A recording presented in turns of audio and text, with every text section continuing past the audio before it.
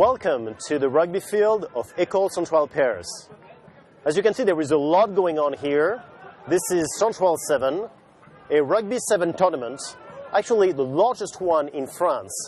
And there are national teams from all over the world who come here. This event is entirely organized by your students. It's a wonderful event, a lot of noise, a lot going on here. Now, if you're wondering, why am I on a rugby field to tell you what functional analysis can do for you? Watch the trajectory of the ball. Look at the motion.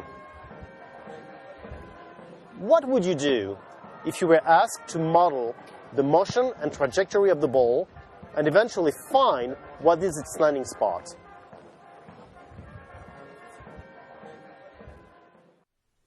The first approach would be to use the Newton's second law, F equals m times a. And you can predict the trajectory will be a parabola. This is a good model, but it does not take into consideration the air around the ball. And the airflow plays a significant role in the motion, trajectory, and eventually landing spot of the ball. So if you want to have a more accurate model, you need to take into consideration the aerodynamics. The problem is that these equations are much more complicated than F equals ma. These equations are called partial differential equations, or PDEs for short. PDEs are equations where the function is the unknown.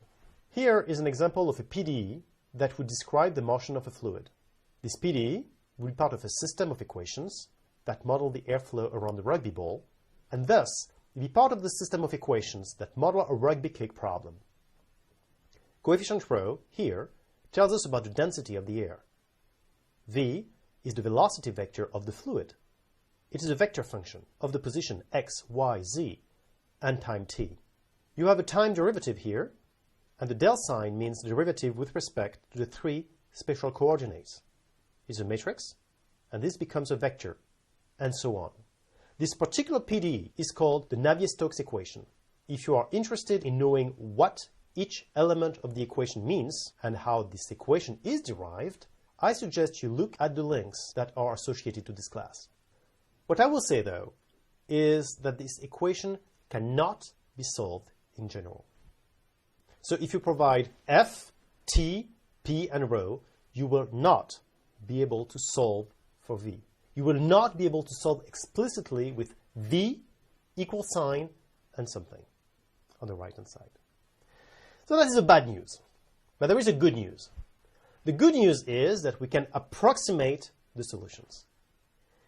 Instead of computing V everywhere, we will compute V at a finite number of points. And we will turn the problem of solving the PDE, the partial differential equation, into a problem of solving a linear system. Functional analysis will help me turn the problem of solving the PDE into the problem of solving the linear system, which is what we know how to do. And we shall do this in this class.